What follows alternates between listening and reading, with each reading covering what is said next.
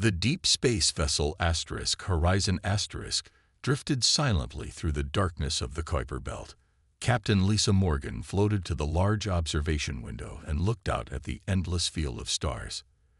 This was supposed to be a routine mission: map the outer regions, collect ice samples, and return to Earth. Simple work, but necessary as humanity continued its slow expansion through the solar system. "Captain, you should see this." The voice of Jack Peterson, the ship's sensors officer, crackled through her earpiece. Lisa pushed herself away from the window and glided through the low gravity to the bridge. The crew was gathered around the main display screen, their faces lit by its blue glow. "What am I looking at?" she asked. "At first I thought it was just another small object, maybe a chunk of ice," Jack said, pointing to a blinking dot on the screen. "But when I scanned it with our deep sensors, I got this." The image changed to show a metallic structure. It was clearly not natural. A perfect sphere with what looked like antennas and other equipment attached to its surface. "That's not one of ours," said Maria Collins, the mission specialist. Her voice was quiet but firm. "We don't have any probes out this far with that design." Lisa felt a chill run down her spine. "How did we even see it, if it's not one of ours?" "That's the strange part," Jack replied. "It seems to have some kind of cloaking technology, but there was a power fluctuation. We just happened to be scanning that area when it briefly became visible." Lisa made her decision quickly. "Bring us closer, but maintain safe distance. Full sensor sweep. I want to know everything about this object." As the Horizon moved slowly toward the strange sphere, more details became clear. The object was about the size of a small car. Its surface was covered in symbols that matched no known Earth language. "It's active," Jack reported. "It's gathering data and sending it somewhere." "A probe," Lisa whispered. "Someone has been watching us." "Not just watching," Maria said, her eyes wide as she studied the readings. "Based on the dust collection on its surface and the wear patterns, this thing has been here for at least a century." The bridge fell silent. The implications were enormous. Humanity was not alone, and someone, or something, had been studying them for generations. 3 days later, the Horizon returned to Earth carrying images and data from the alien device. News of the discovery spread like wildfire across the planet. People reacted with a mix of fear, wonder, and anger. If one watching device had been found, how many more were out there? How long had Earth been under observation? In the United Nations Special Assembly, world leaders gathered to discuss this new reality. "This changes everything we thought we knew about our place in the universe," President Daniel Warren said to the packed room. "We are not alone, and we are apparently interesting enough to study. The question is, why haven't they introduced themselves?" Across the stars, on a world humans would later know as Nexus Prime, another meeting was taking place. The great chamber of the Galactic Council was filled with representatives from 100 different species. At the center of the room, Ambassador Colfax, a tall being with smooth blue skin and 4 arms, addressed the assembly. "The humans have found one of our observation posts," Colfax said. The chamber erupted in concerned murmurs. "Containment has failed." An elder council member rose from her seat.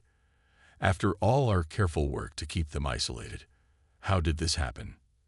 "A technical malfunction," Colfax replied. "A power surge in the cloaking system." "What do they know?"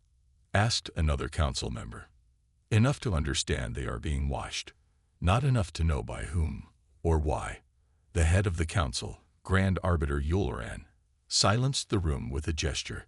"After centuries of debate, it seems the decision has been made for us. Prepare a delegation. It is time humanity learned about the greater community of worlds, and the reason we have kept them apart from it." 3 months after the discovery of the alien monitoring device, a strange light appeared in the sky above Washington, D.C. The massive ship descended slowly, hovering over the National Mall.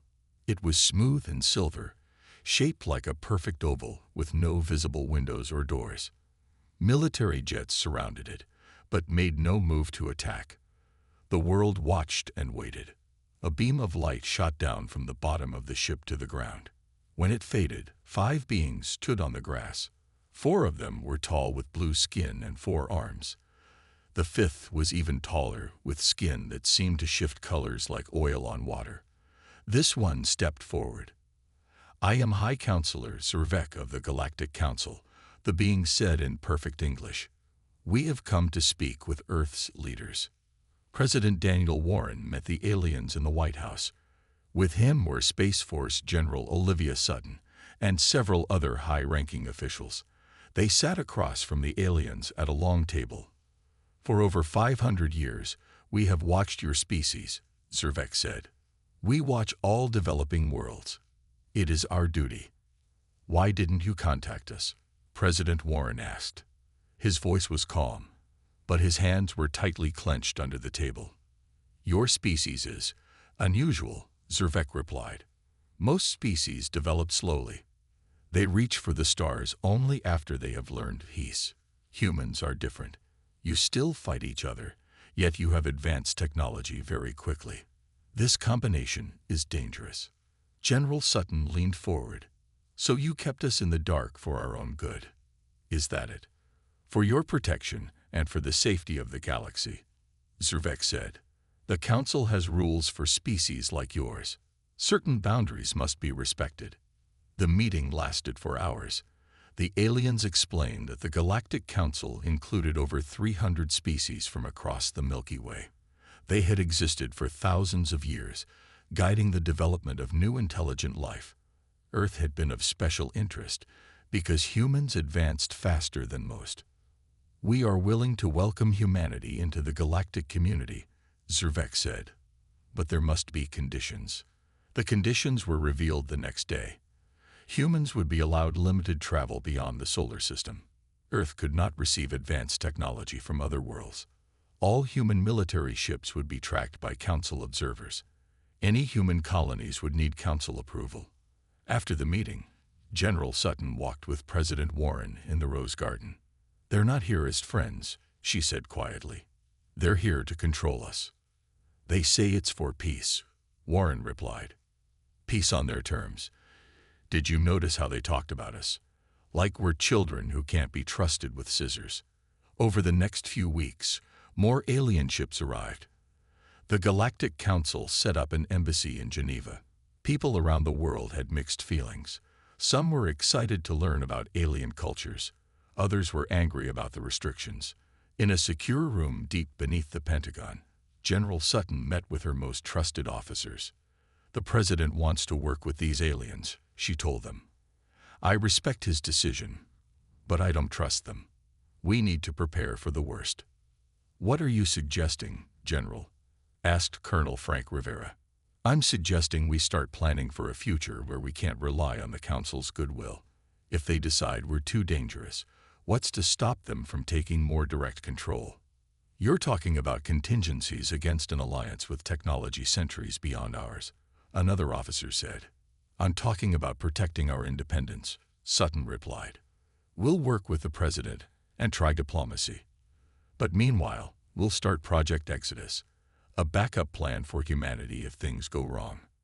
On Nexus Prime, the Council was also divided. Ambassador Kolvex addressed a private session of senior members.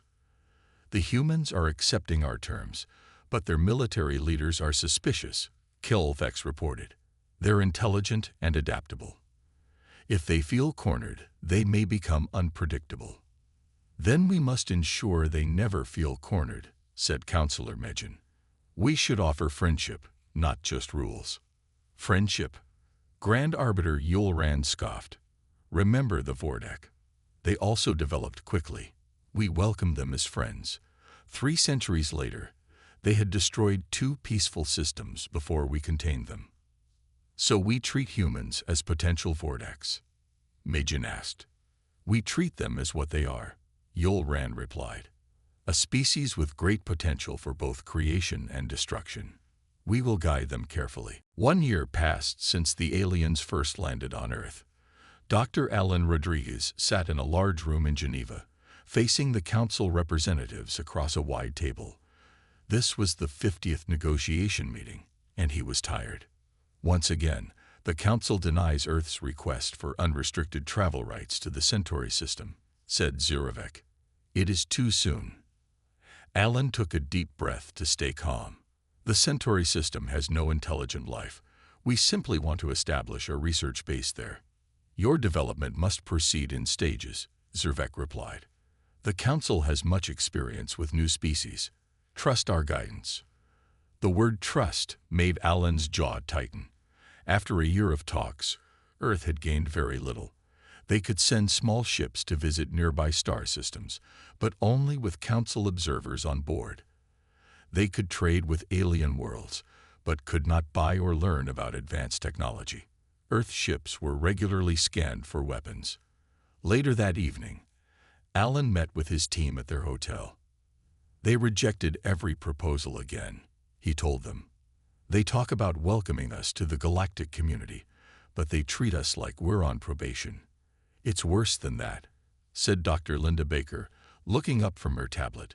Look at this report from the science team. The council is sharing medical technology with us, but it's at least a century behind what they actually use. They're keeping us weak, another team member said. Alan nodded slowly. I'm beginning to think they never intend to treat us as equals.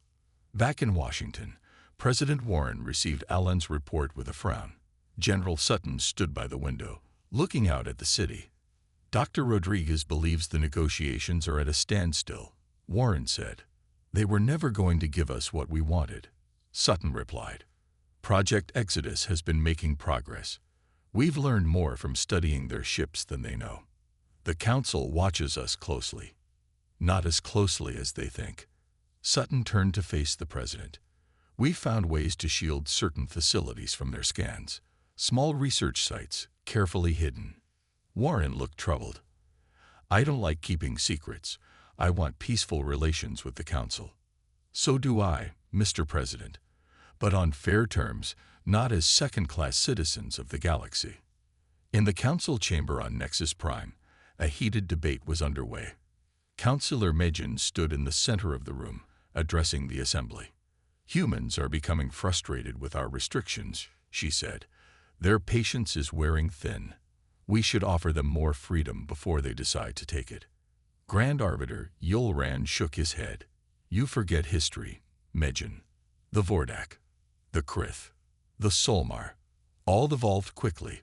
All became threats when given too much freedom too soon.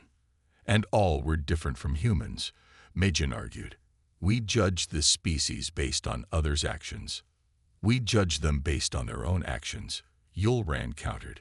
They developed nuclear weapons before they had world peace. They created artificial intelligence before they solved poverty. Their history is filled with war. Yet they survive and advance, Majin said. They learn from mistakes.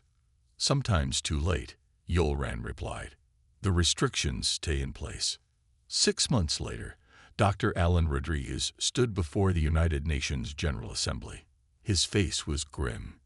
After 18 months of negotiations, I must report that the Galactic Council has no intention of treating humanity as equals, he said. They offer us membership in name only. In reality, they want to control our development for centuries to come. Angry shouts filled the chamber. Delegates from many nations stood up, demanding action.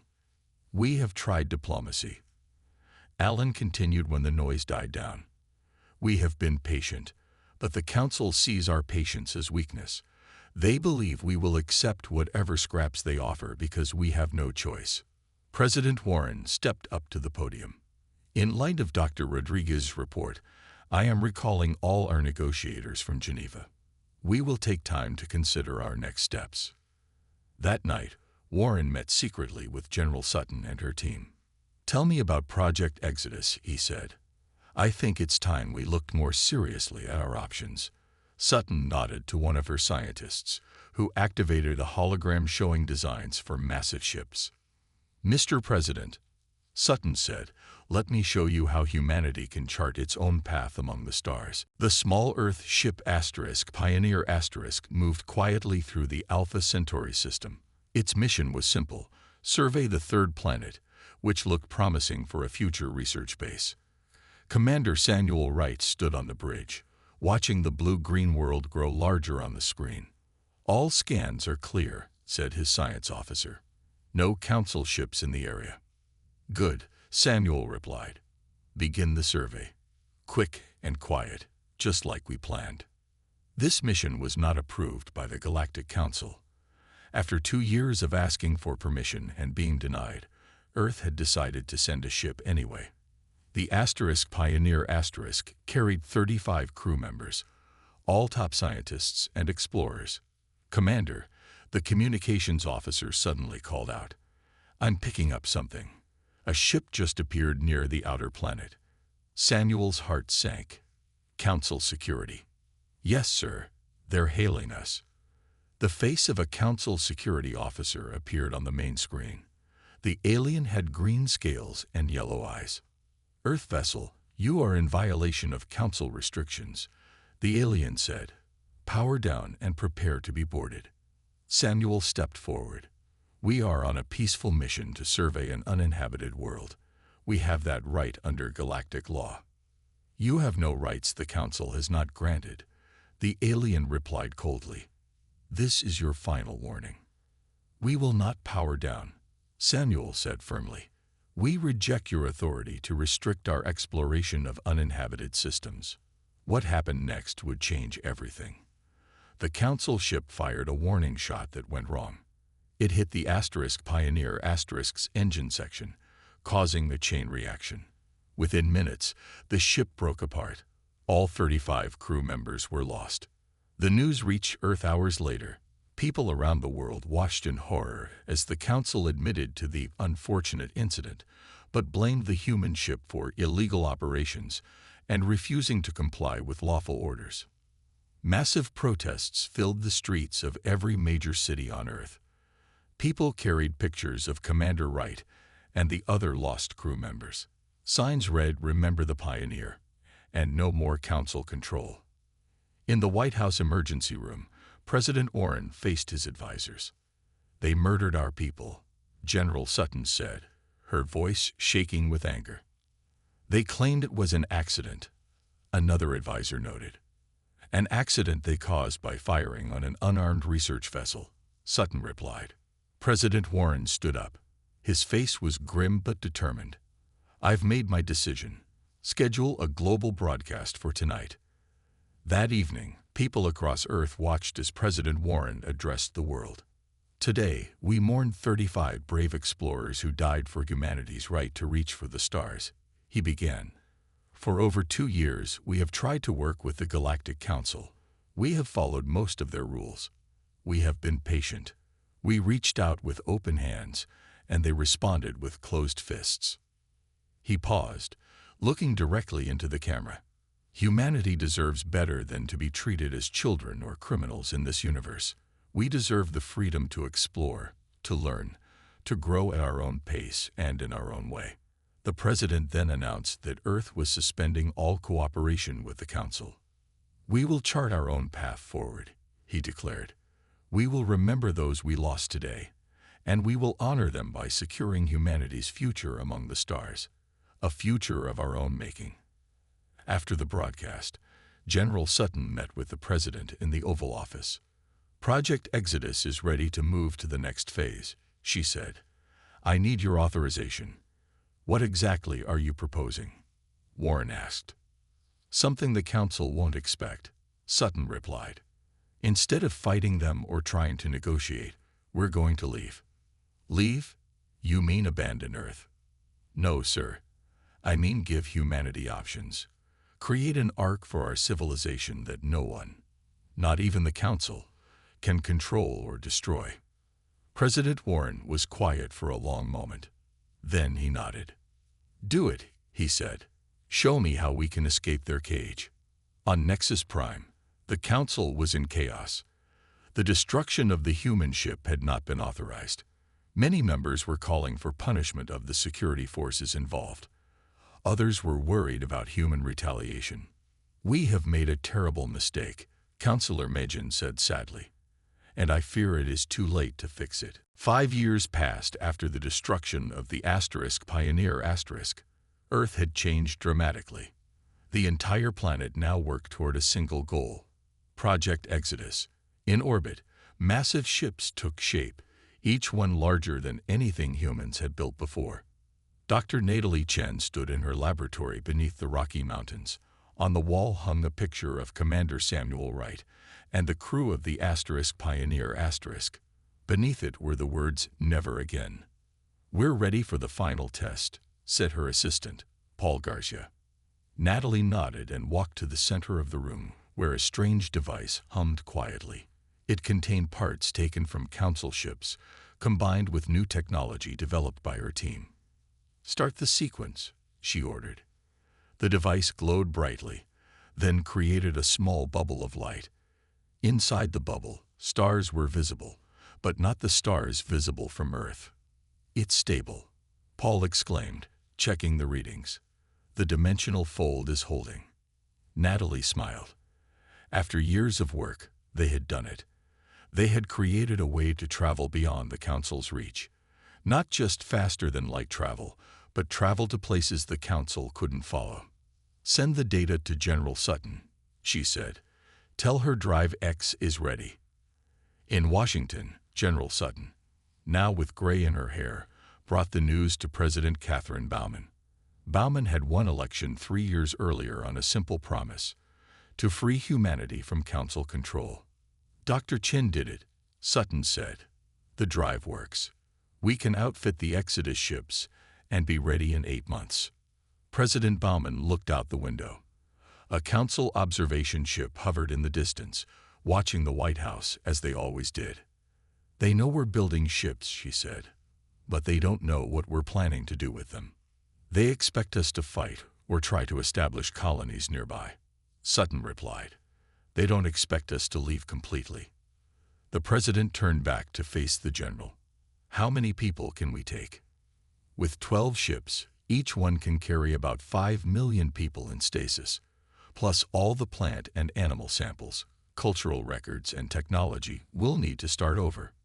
60 million out of 8 billion. Bauman's voice was sad. "It's not enough." "It's a start," Sutton said gently. "If we succeed, we can come back for more. But we need to get these ships away safely first." Around the world, the selection process had already begun. People with needed skills were quietly approached. Scientists, engineers, farmers, doctors, teachers. Humanity was choosing its best to send to the stars. Many families were selected together to maintain social bonds. The choices were hard, but necessary. In orbit, the great ships took their final shape.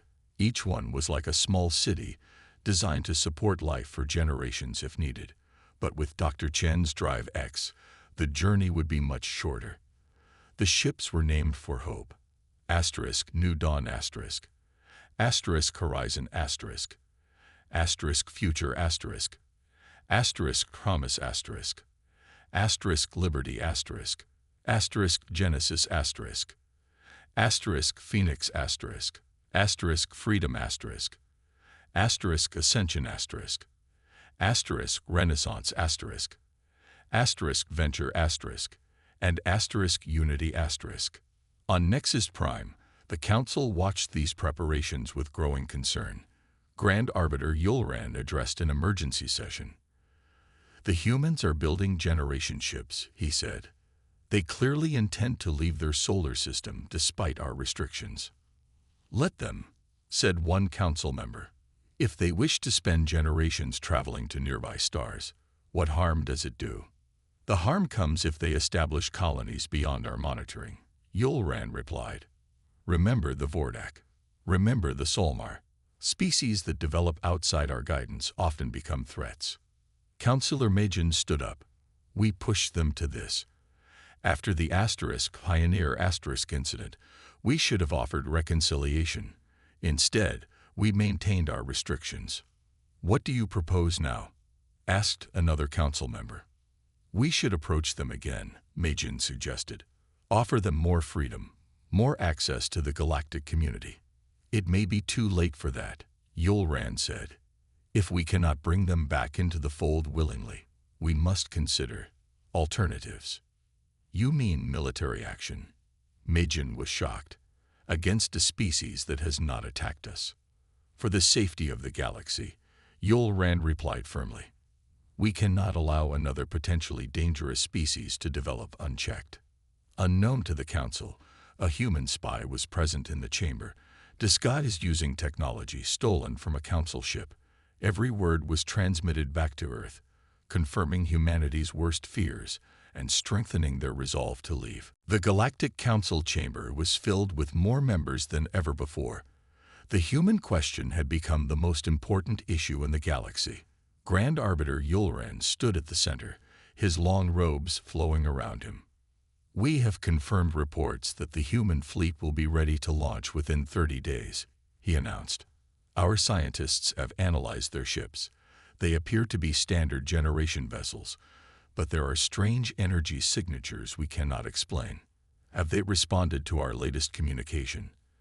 Asked a council member from the back of the room. No, Yulran replied. Earth continues to ignore all our messages. Councillor Majin stepped forward. Her normally calm face showed deep worry. I have studied human history extensively, she said. They are not building these ships to start a war. They are running away because they feel cornered. We should let them go in peace. And if they develop dangerous technology beyond our reach, Yulran countered. If they return in 100 years with weapons that could threaten established worlds. That is a risk with any species, Majin argued. But look at our records. 3 previous civilizations who left our guidance later became threats. Yes, that is true. But how many civilizations did we destroy out of fear before they had done anything wrong? The chamber grew quiet. This was a topic rarely discussed openly. We have a motion before the council, Yulran said finally. Do we take military action to prevent the human exodus, or do we allow them to leave? Back on Earth, brilliant physicist Dr. Eric Patterson worked in a secret lab deep beneath the Atlantic Ocean. His team had made the final breakthrough needed for Project Exodus. The dimensional coordinates are locked, he told General Sutton, who watched from behind thick glass. When the ships activate Drive X simultaneously, they will create a stable pathway to the target galaxy. A galaxy beyond Council reach. Sutton asked.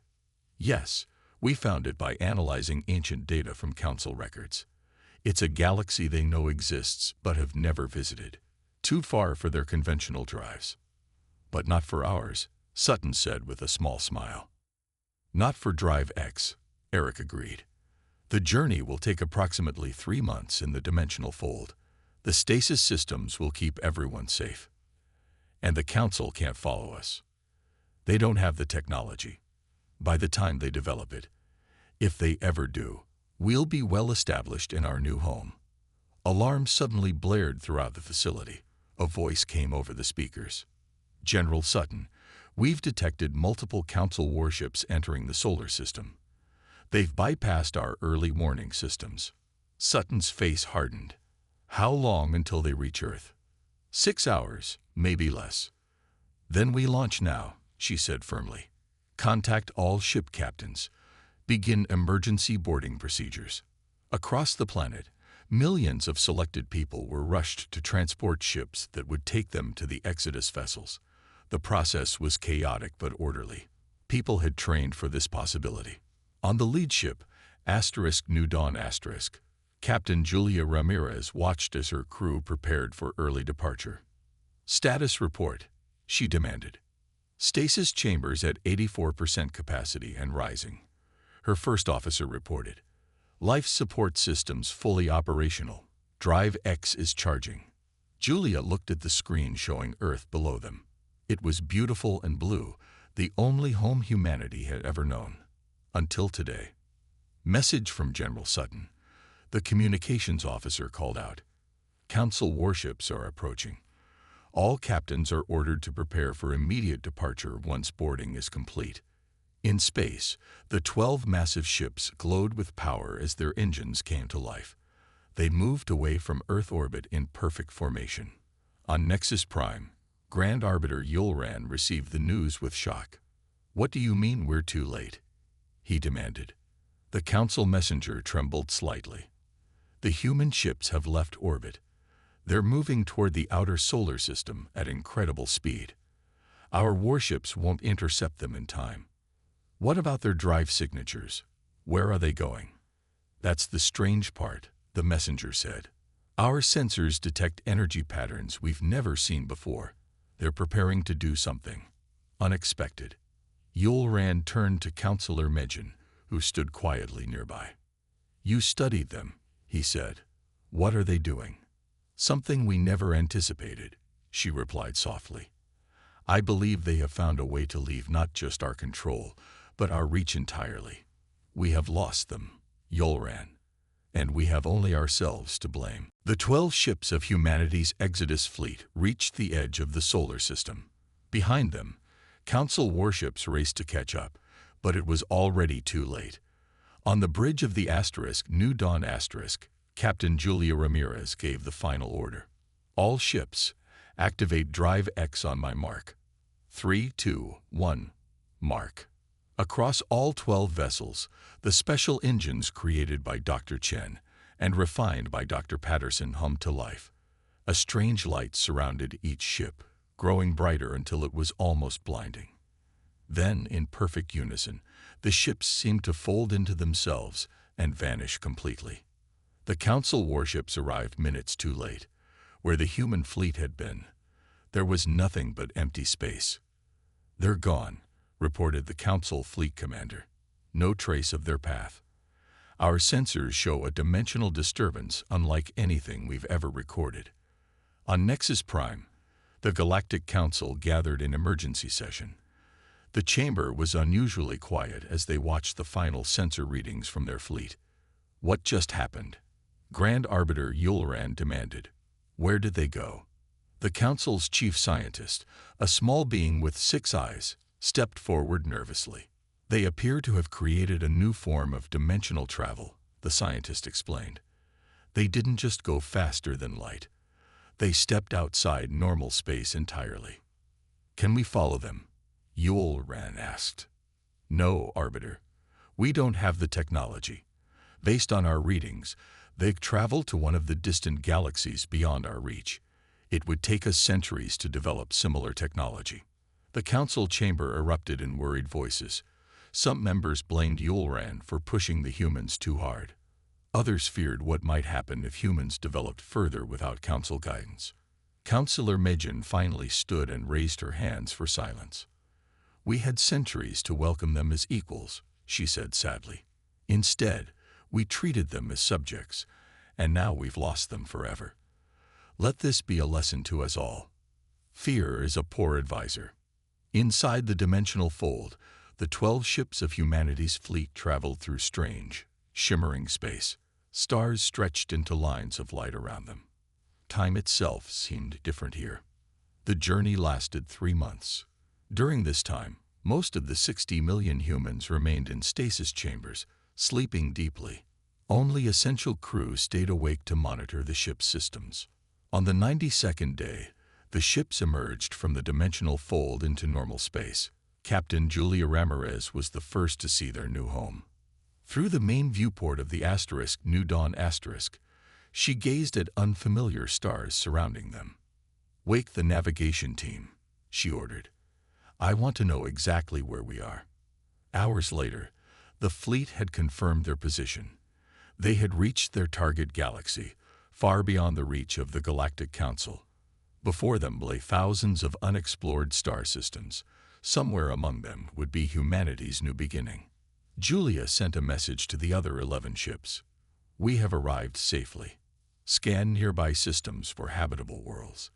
Remember our promise to those left behind. We will find a home. We will build a civilization, and someday we will return for them." The stasis chambers began to open. People woke slowly, their eyes taking in the new stars outside their windows. Many cried, thinking of Earth and those left behind. Others felt hope rise as they looked toward their future. Dr. Natalie Chen stood beside Captain Ramirez on the bridge. "We did it," she said quietly. "We're free." "Free to make our own mistakes," Julia replied. "Free to chart our own path. Do you think the Council will ever find us? Perhaps someday. But by then, we won't be the same civilization they try to control. We'll be stronger. We'll be ready." On one of the screens, data from long-range scans appeared. It showed a beautiful blue-green planet orbiting a yellow star, just 2 weeks' travel away. Julia smiled and sent a message to all 12 ships. "Humanity has left the cradle. Our story is now entirely our own." 3 years later, on Nexus Prime, Counselor Majin stood alone in the record hall. She added a final entry to the official history of Earth. Humanity departed known space on galactic date 27.3449. Their destination remains unknown. Their future unwritten. We who remain can only hope that when, or if, they return, they will find wisdom where we found fear, and offer friendship where we offered control. The stars are vast, and there is room enough for all who wish to grow.